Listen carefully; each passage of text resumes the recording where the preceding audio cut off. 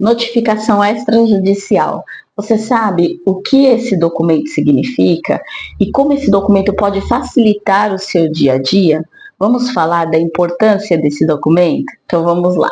A notificação extrajudicial é um documento unilateral, é um documento que pode facilitar o seu dia a dia e é um documento que pode ser feito por qualquer pessoa.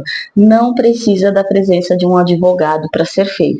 Mas é importante a gente registrar aqui que ser feito por um advogado facilita muito, porque o advogado é o profissional apropriado para fazer esse documento, porque ele tem embasamento legal, ele tem conhecimento de causa, então ele vai deixar o seu documento muito melhor elaborado, tá bom?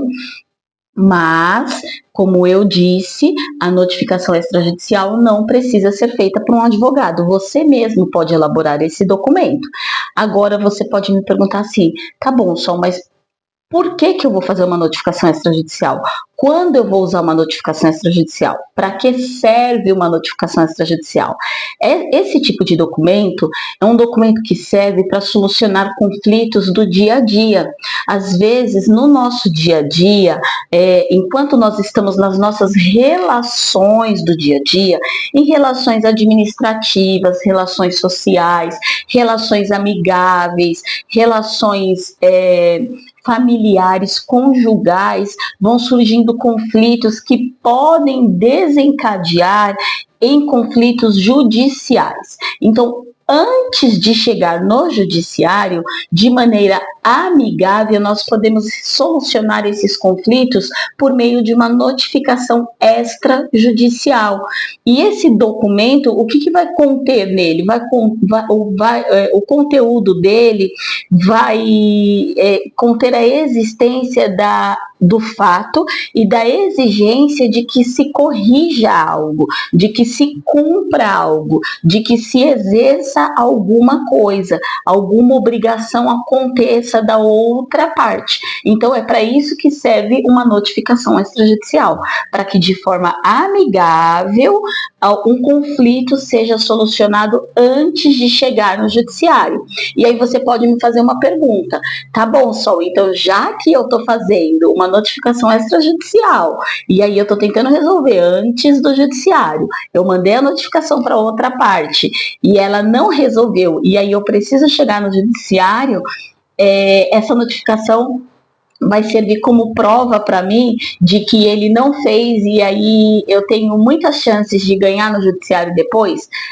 Não é bem assim. A gente precisa entender que a notificação extrajudicial, assim como o boletim de ocorrência, é um documento unilateral, como eu falei lá no começo.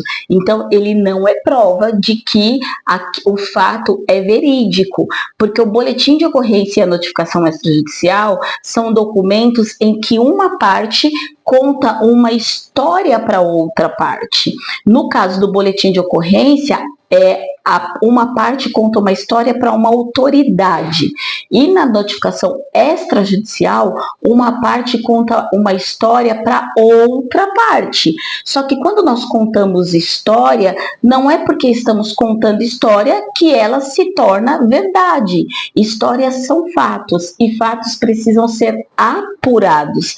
Tanto é que quando você manda uma notificação extrajudicial para resolver um conflito de forma amigável, quem recebe a notificação extrajudicial, ela tem o direito de fazer uma contra-notificação, dizendo se aqueles fatos narrados, eles são verídicos e se de fato ela tem a obrigação de fazer aquilo ou não fazer.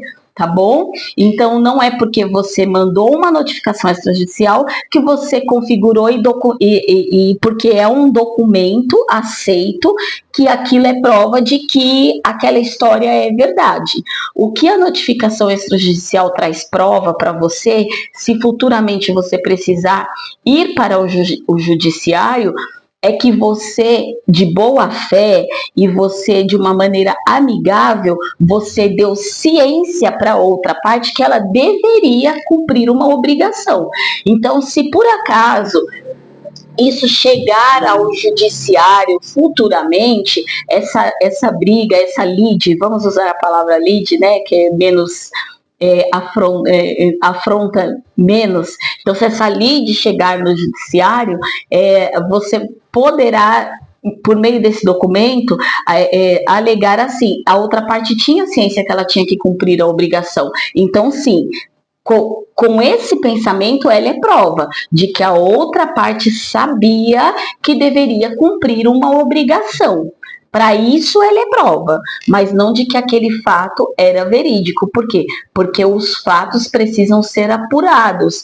Tudo aquilo que a gente fala no judiciário, nós precisamos provar, nós precisamos de documentos, nós precisamos de prova, porque o juiz trabalha por meio de provas, né? Para cada tipo de caso tem um tipo de prova. Tem provas que são provas testemunhais, documentais. Depois nós podemos fazer um outro vídeo falando desse assunto, mas precisamos lembrar que não é porque esse documento ele foi elaborado que ele é prova de que aquele fato aconteceu, mas ele é prova de que a outra parte tinha ciência que ela deveria cumprir uma obrigação. Pelo menos ele prova disso. Tá bom? Então, a notificação extrajudicial, ela te ajuda muito a resolver um conflito de maneira amigável. No próximo vídeo, nós poderemos falar como nós devemos estruturar esse documento para que ele seja válido, para que ele possa, de uma maneira válida, ser cobrado, tá bom? De uma maneira válida, dar comunicação ao outro. Lembra que eu falei há pouco que ele pode ser prova de que a outra parte foi comunicada? Então, existe um meio para se, uma maneira, uma forma, um rito para se comunicar à outra parte. Eu não posso simplesmente fazer uma notificação extrajudicial e mandar via e-mail, mandar via WhatsApp para a parte e falar, olha, eu mandei. Não, eu tenho um rito para cumprir para mandar. Preciso mandar via cartório ou via aviso de recebimento. Por quê? Porque é um documento e aí eu tenho uma maneira de enviar. Por cartório é um pouquinho mais caro do que aviso de recebimento, mas tanto faz se eu mandar cartório ou aviso de recebimento, se eu mandar por meio físico ou digital, utilizando um desses dois meios, eu tenho como provar que eu mandei a notificação extrajudicial.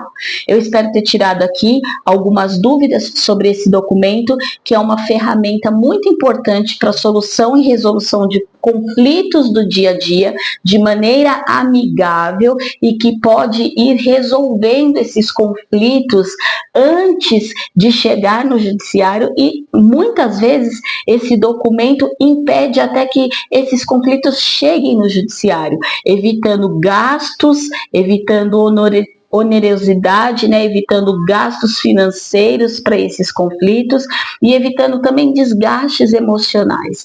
Então, eu te espero no outro vídeo para que nós possamos entender como estruturar esse documento, tá bom?